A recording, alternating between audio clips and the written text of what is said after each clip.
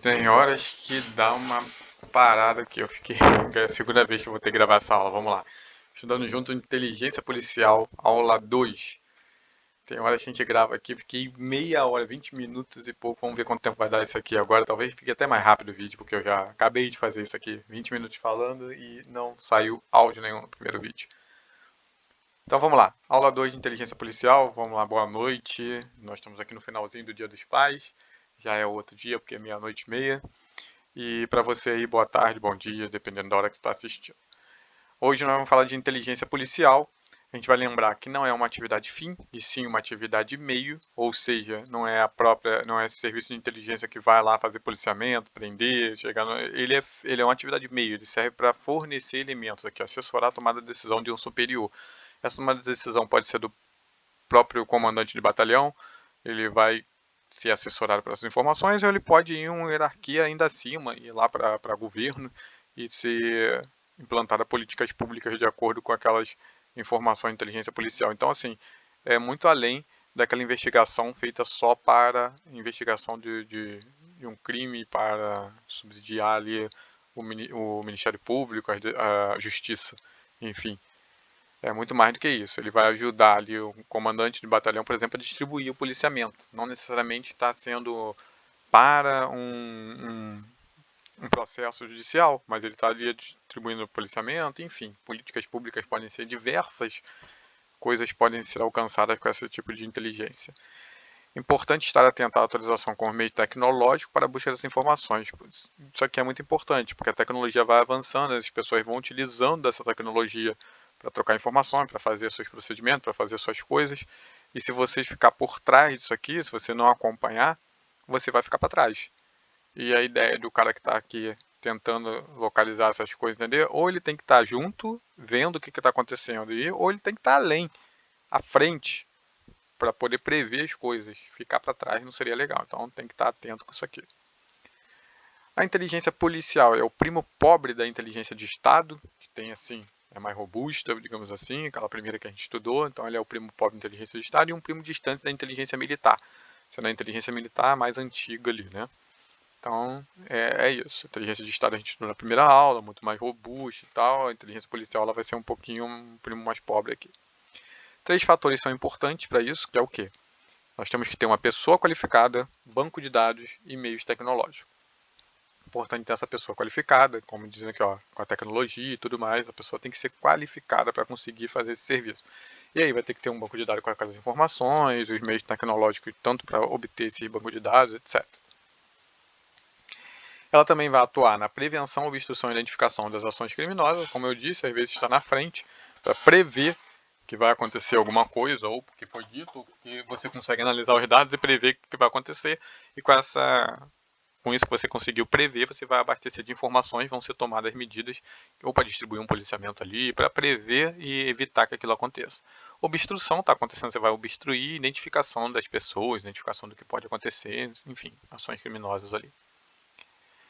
Pessoal qualificado. Falamos da pessoa qualificada, é muito importante ter essas pessoas qualificadas, né? Por quê?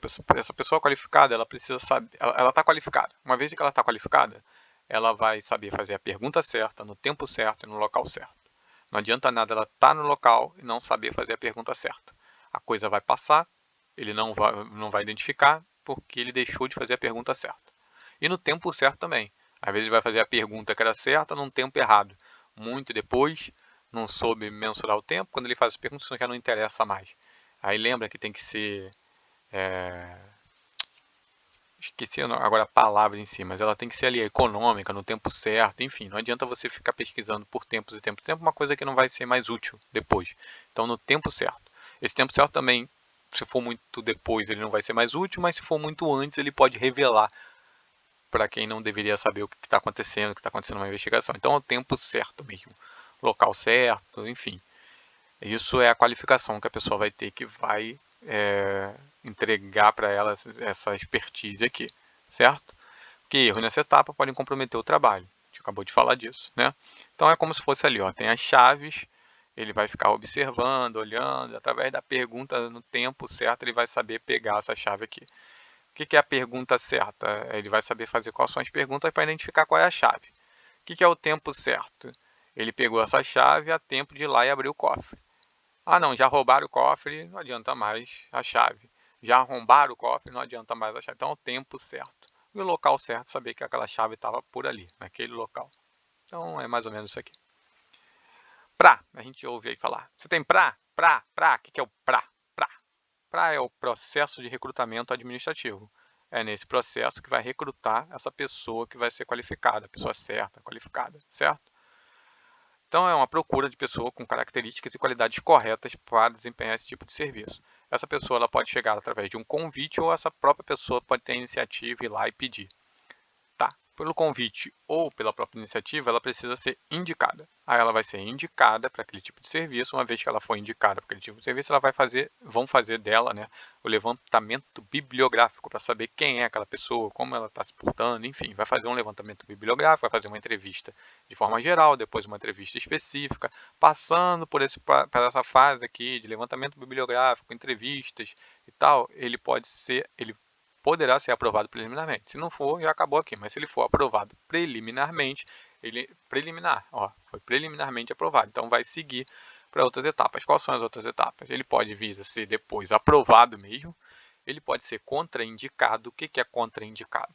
Contraindicado é que naquele momento, é temporário, naquele momento ele não está sendo indicado para ficar naquele serviço. Por alguma coisa ali que foi vista, naquele momento não seria legal para ele. Ele precisa resolver alguma coisa na vida dele, alguma coisa precisa passar, então ele foi contraindicado. Mas nada impede que no futuro ele venha de novo a tentar e ser aprovado. Ele só foi contraindicado naquele momento. Então é temporário. Agora, se ele for vetado, aí é para sempre, é permanente. Vetado, vetou para ele. Acabou. Então, contraindicado, temporário, alguma coisa aconteceu ali, depois ele pode tentar de novo. Vetado, não mais, certo? Aí, uma vez feito isso, ele é aprovado na agência central. No caso do Rio de Janeiro, Subsecretaria de Inteligência, SSI. Tá? No caso lá, vai ser aprovado, essa é a agência central. A gente falou disso na primeira aula, veio trazendo o que as escolas, que a gente vai falar daqui a pouco. Enfim, tem um gráfico ali, né, uma linha do tempo, e a gente veio trazendo tudo isso aqui. Essa aqui, ó, também na primeira aula lá falamos, quando ela surgiu, fez uma comparação com como que estava no mundo, no Brasil e no Rio.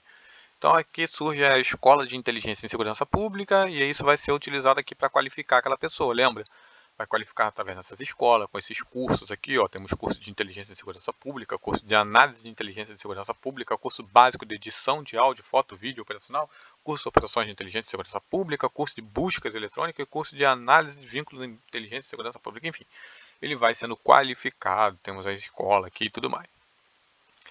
Os meios tecnológicos. Nós vamos falar aqui alguns para você ter uma ideia para ir, mas assim, não dá para esgotar. Inúmeros meios tecnológicos que você vai poder utilizar. Aí vai da sua criatividade e por aí vai. Expertise também. O celular hoje, com certeza, é uma grande ferramenta para tudo isso. Por quê? Porque através do celular você pode utilizar esse celular para filmar alguma coisa, filmar, gravar, né, um áudio e tal. Ou você pode, a depender, né, com cuidado aqui com a lei 9296, nós vamos falar dela já já, você pode acessar os dados que alguém gravou, de vídeo, áudio, enfim, e isso te ajudar ali nas pesquisas. Lógico que a gente vai observar sempre de forma legal. Aqui também essa ferramenta aqui, esse celular, ele fornece localização, então é uma ferramenta bem robusta de informação hoje em dia, né? Esses aparelhinhos na mão. Temos as câmeras também, tanto câmera privada como câmera de banco, câmera pública, de segurança pública, câmera de tráfego, né?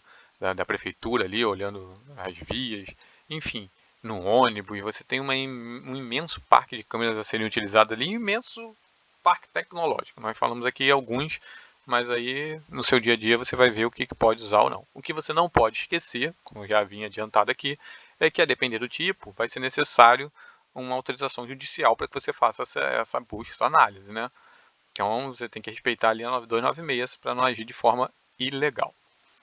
Certo? Então a gente vai falar aqui, aproveitando de falar do 9296, vamos falar de quebra de sigilo telefônico, interceptação telefônica, dados cadastrais, enfim. Para aprofundar, vale a pena depois, se você gostar, quiser, e assistir as aulas de processo penal, que a gente fala disso um pouco melhor. Vamos lá. Antes de falar aqui do status das ligações, dados cadastrais. Dados cadastrais, quando se fala disso, os dados cadastrais, é o dado do cadastro, certo? O nome de quem está, o endereço, onde vai a conta, enfim. Dados cadastrais são aqueles dados ali mais básicos e tal. Extrato das ligações é um extrato, aquele no papel, não é interceptação. Você não foi lá e escutou a conversa. certo? Dos dois. Você pediu um extrato para quem ligou, que horas recebeu ligação. Isso é um extrato, vem assim, num papel, certo? Não é a conversa do cara, é um extrato dessas coisas aqui. Isso aqui a CPI pode pedir, nem sempre precisa de autorização judicial para esse tipo de coisa aqui. E aí ele vem trazendo vários aqui para você, ó, com vários nomes. Auditos, que eu acredito que seja ali de auditoria, são números que fizeram contatos, status, antena, ou seja, uma coisa mais robusta de várias coisas aqui no papel, assim, tá? E aí tem lá a conta detalhada. A conta detalhada é o que você fez. Ó. Detalhada chamadas efetuadas em determinado período. Qual foi as chamadas efetuadas? Vai detalhar as chamadas efetuadas. E também tem um outro aqui que é a conta reversa. A conta reversa vai vir tanto de lá como de cá. Reverteu também. Então a planilha com as chamadas efetuadas e recebidas em determinado período. Viu? A conta detalhada das chamadas que você efetuou, que aquela pessoa efetuou. E a conta reversa vem essas também, chamadas efetuadas e recebidas em um determinado período. Rede de telefonia móvel vai identificar as EVs, que é a estação de rádio base, e portanto ali você identificando qual foi a estação, qual foi a antena que ele usou, você consegue ali por meio de triangulação saber qual era a localização da pessoa. Enfim, sistema guardião vai depender ali de autorização judicial e tal, que você monitora ali centenas de linhas ao mesmo tempo, enfim. Vamos falar aqui da interceptação telefônica. O que é interceptar? Interceptação telefônica, quando você está falando de interceptação telefônica, olha o desenho aqui. Nós temos duas pessoas conversando no telefone e um terceiro aqui que está escuro, preto, que ele intercepta essa ligação. Nenhum dos dois sabe, ele foi lá e interceptou e escutou. Isso é interceptação telefônica, tá? Com autorização judicial, tá? Aqui é somente ordem judicial. Isso é interceptação telefônica, correto? Antes disso, vamos fazer um adendo aqui, antes de continuar, que eu já vou falar de escuta telefônica e tal. Chamar a atenção para a gente que trabalha nisso. Em sede de polícia civil, então, seria mais ainda isso aqui. Mas, enfim, você está com a pessoa lá, prendeu. Aí você leva preso e fala assim, pô, vou tentar extrair alguma coisa desse cara aqui, vou começar a conversar com ele. Ele sabe que você é o policial já e tudo, vou começar a conversar com ele, vou extrair informação e vou gravar aqui, escondido dele. Isso aqui não tem sido aceito, né? Toma cuidado, que é interrogatório subreptício. Que é durante o interrogatório policial, a polícia grava de forma clandestina a conversa, esta prova será considerada ilícita. Por quê? Porque uma vez que é feito, que ele sabe que está conversando com um policial, que é um interrogatório, ele ali já está meio que coagido, vamos dizer, coisas do tipo assim. Então ele precisa saber que ele está sendo submetido àquilo, que ele tem direito ao silêncio, que é tudo isso. Então, assim, se fizer de forma clandestina e for ali naquela fase policial já, aquele interrogatório, isso não vai valer. Então toma cuidado para não, entendeu? Tempo certo, hora certa, local certo. Se você fizer a coisa aqui no jeito errado, você pode ter a informação e perder essa informação. Então, é isso aqui. Continuando aqui, somente com a judicial interceptação telefônica, nós falamos o que é interceptação telefônica, que é o terceiro aqui lá interceptar. Vamos falar aqui da escuta. O que é escuta? Na escuta é o seguinte, vamos dizer que dessas pessoas aqui, ela sabe, essa mulher aqui, ela sabe, e ela autoriza que esse cara venha aqui, bote algum aparelho e grave a conversa dela, e escute a conversa dela. A escuta é quando uma das partes sabe que o outro está ali atuando, escutando. A interceptação, nenhum deles sabia, ele foi lá e interceptou. Na escuta, uma das partes sabe. A gravação já é diferente, não tem esse terceiro aqui. A gravação é uma dessas partes, pegou e gravou a própria conversa. Certo? Isso é a gravação. Então aqui está a diferença entre interceptação, escuta e gravação. Maiores detalhes, aula de processo penal. Ou, de repente, a gente vai fazer uma aula aí de 9296. Eu acredito que tenha também na lei. Mas em processo penal você já vai encontrar isso aqui um pouco mais aprofundado. Seguindo, para ficar um pouco melhor, já que falamos, vamos falar de dois artigos aqui da 9296. O artigo 1º, olha aqui, ó, interceptação, nós já sabemos o que é, de comunicação telefônica de qualquer natureza para a prova de investigação criminal e instrução processual penal, ou seja, tem que ser para prova em investigação criminal e instrução processual penal. Ah, é para civil, não vai ter interceptação telefônica. No penal, observará o disposto nessa lei e dependerá de ordem do juiz, ou seja, tem que ter ordem do juiz, competente da ação principal, sob segredo de justiça, por aí vai. O dispositivo nessa lei aplica-se também a interceptação de fluxo de comunicação de sistema informático, telemático, ou seja, a evolução aqui está, de certa forma, embarcada aqui. Agora, olha o artigo 10. Constitui crime realizar interceptação telefônica, de comunicação telefônica, de informática ou telemática, promover escuta ambiental ou quebra de segredo de justiça sem autorização judicial. Ou seja, se você fizer isso sem autorização judicial, constitui crime. Ou com objetivo não autorizado de lei, porque o objetivo autorizado de lei é esse aqui, ó, investigação criminal, para instrução processual penal, ou seja, fizer isso de forma diferente disso, você está incorrendo aqui num crime. Outra ferramenta importante é o Google Earth. Você pode ali obter, né, um mapa local, dar zoom, ver, pode ser interessante. É interessante muitas das vezes utilizar. Tá? Falando de banco de dados, o que é o banco de dados? O banco de dados ali é um conjunto de arquivos relacionados entre si, contendo diversas informações das pessoas. Utilizada para quem trabalha os dados, constitui-se um conhecimento. Ou seja, a pessoa vai pegar aqueles dados, vai trabalhar eles e vai construir um conhecimento. Ele vai cruzar bancos de dados diferentes, vai saber, banco de dados de cartão de crédito, banco de dados de uma loja, banco de dados do que ele comprou, por que ele comprou aquilo, por onde ele esteve. Se você tem todos esses bancos de dados, você pode ir cruzando as informações e chegar a alguma conclusão ali. Ou seja, construindo um conhecimento através daquilo. O que é interessante nisso? Os estados, os órgãos, eles têm banco de dados. E o interessante é que eles façam a interação entre esses órgãos que possuem esse banco de dados, porque aí você vai ter um processo aqui de investigação mais rico. Você tem as suas informações que cruza com outros bancos de dados, ou seja, vai te trazendo mais informações, vai clareando mais aquela informação. Certo? Aqui vem uma série de exemplos de banco de dados, e não, lógico que não é tudo, que é uma série de exemplos de banco de dados, você vai cruzar com vários outros, existem vários outros, aí você vai fazer cooperação para ter acesso a esse banco de dados, como é que vai fazer, e tudo mais. Um aqui que a gente vai destacar é o SPGEL, né? Que você tem ali uma integração geográfica, você tem um mapa e você consegue pontuar os dados da Polícia Civil, de registro de ocorrência, dados da Polícia Militar, de 190 e tudo mais. Aqui eu tenho até uma experiência pessoal disso aqui, fiz uma integração, não necessariamente só com o SPGEL, porque a gente já tinha as informações ali do 190, mas enfim, pegou os dados, pegou uma equipe que trabalhava no CICC, nós plotamos geograficamente as câmeras de segurança pública e usamos informações da Polícia Militar, do 190, de ocorrências que eram informadas, e plotou também no mapa. Então você tinha ali as câmeras num determinado ponto e aí você sabia onde é que tinha as ocorrências. Você via aonde essa câmera conseguia enxergar e aquilo ali já dava um norte para onde você deveria estar olhando num determinado horário. Por exemplo, tinha um banco próximo, uma câmera, e tinha muita saidinha de banco, era na porta do banco. Isso era no horário de expediente bancário. Então, assim, uma orientação para aquela câmera, em vez de estar olhando para lá, olhar para a parte do banco, que era onde provavelmente ia acontecer alguma coisa, estava prevendo isso. Então, assim, essa é uma ideia de utilização, certo? E por aí vai, né? Isso é uma experiência aí que eu tive, que eu achei legal colocar aqui agora, mas tu vê que é útil, mas o céu é o limite. Você que vai entender para onde vai usar isso. O que tem que ter cuidado ali, ó? Primeiro, o acesso a determinadas informações e tudo não é sobre hierarquia, é a função. O cara foi aceito, passou, tem aquele...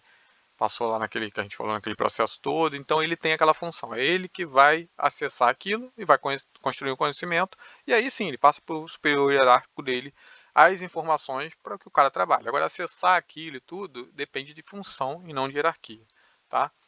Tem que ter ali uma contra-inteligência para proteger aqueles dados, tanto, né, de outras pessoas tentando invadir, ver e obter aquelas informações, então vai ter uma contra-inteligência ali para isso, e também de vazamentos, certo? De vazar aquelas informações, prejudicar as pessoas que tinham dados ali guardados e tudo mais.